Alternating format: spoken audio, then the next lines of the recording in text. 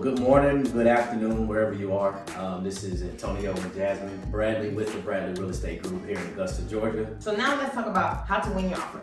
Yes. What are some things, or the mindset, where a few things that you can think about with how to win your offer in today's market?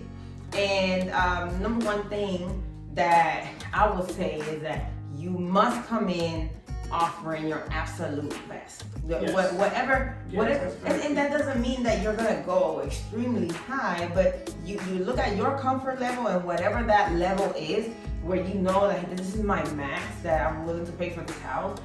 There's no time for games right now. Yeah. If you want it, you have to adjust your mindset. And then one thing that the buyer's mindset is on last year. Last year you could offer $5,000 less or $10,000 less, and ask for buyers, costs. yes, and buyers was looking for a deal. But It's a little hard to get a deal today. Right.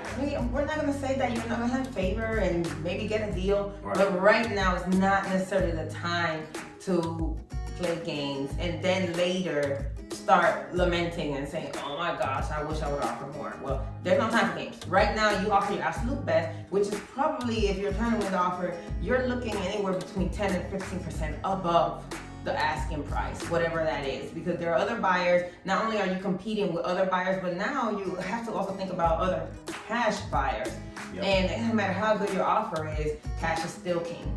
Yes, that's correct. Another thing you can do is drop the contingencies. Another thing, so buyers are used to getting a home warranty rather, getting their termite taken care of by the seller, getting certain repairs done. So at this point, you're gonna have to be willing to take care of some of those repairs on your own later on down the road, as long as it passes the appraisal inspection, of course. Absolutely, you got to play to win. And last thing that I would suggest as a tip, if you are trying to get your offer one, is you might have to just pay all your closing costs.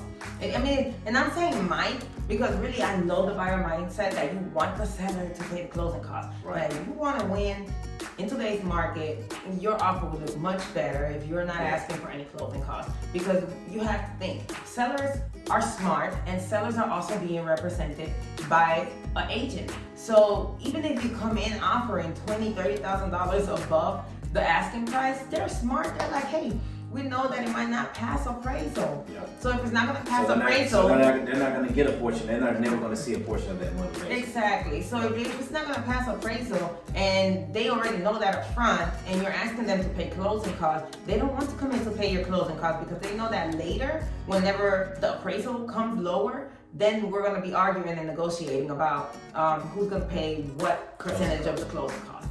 So 3 things to think about: offer your absolute highest. Yes. Don't ask for closing costs, and drop some of these contingencies, and you might just get your offer one.